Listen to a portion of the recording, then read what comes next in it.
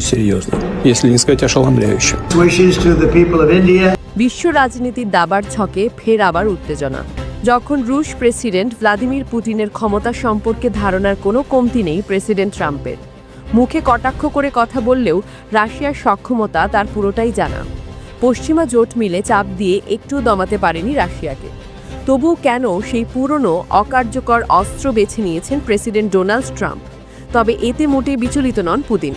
তিনি জানিয়ে দিয়েছেন মস্কো মার্কিন চাপের কাছে কখনোই নতি স্বীকার করবে না। পুতিন আরও সতর্ক করে বলেছেন রাশিয়ার ভূখণ্ডের গভীরে হামলা হলে এর জবাব হবে অত্যন্ত ভয়াবহ। এইদিকে ট্রাম্পের পদক্ষেপকে রাশিয়ার সাথে যুদ্ধ ঘোষণার শামিল বলে মন্তব্য করেছেন সাবেক রাশিয়ার প্রেসিডেন্ট দিমিত্রি মেদভেদেভ।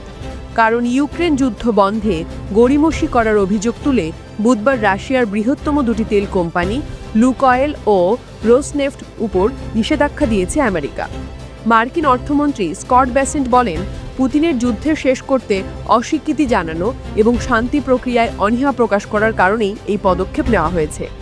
এএফপি আরও জানিয়েছে, রাশিয়ার উপর নিষেধাজ্ঞা আরোপের সিদ্ধান্ত নিতে কয়েক মাস ধৈর্য ধরেছিলেন মার্কিন প্রেসিডেন্ট ডোনাল্ড ট্রাম্প। তবে সাম্প্রতিক সময়ে পুতিনের সঙ্গে নির্ধারিত বৈঠক ভেস্তে যাওয়ার পর ট্রাম্পের ধৈর্যের বাঁধে আরও ভেঙে গেছে। বুধবার ওভাল অফিসে সাংবাদিকের প্রশ্নের জবাবে ট্রাম্প বলেন, প্রতিবার আমি ভ্লাদিমিরের অর্থাৎ পুতিনের সঙ্গে কথা বলি। কথোপকথন ভালোই হয়, কিন্তু এরপর আর কিছুই এগোয় না। তবে আমেরিকার এমন পদক্ষেপ স্বাভাবিকভাবে নেয়নি রাশিয়া।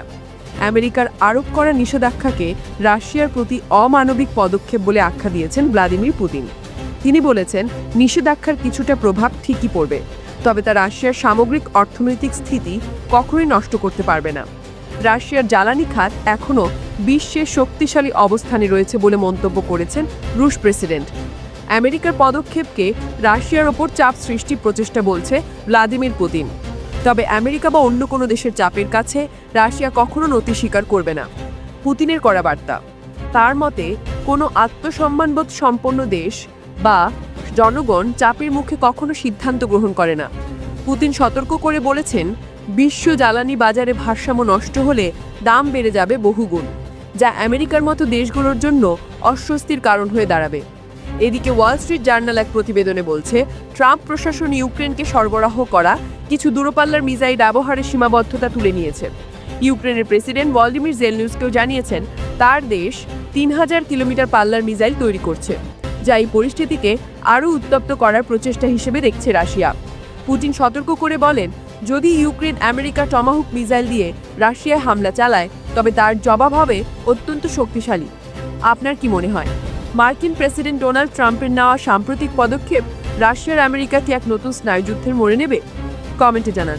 সেই সাথে ভিডিওটি ভালো লাগলে লাইক করুন এবং নতুন নতুন ভিডিও পেতে আমাদের সাথেই থাকুন।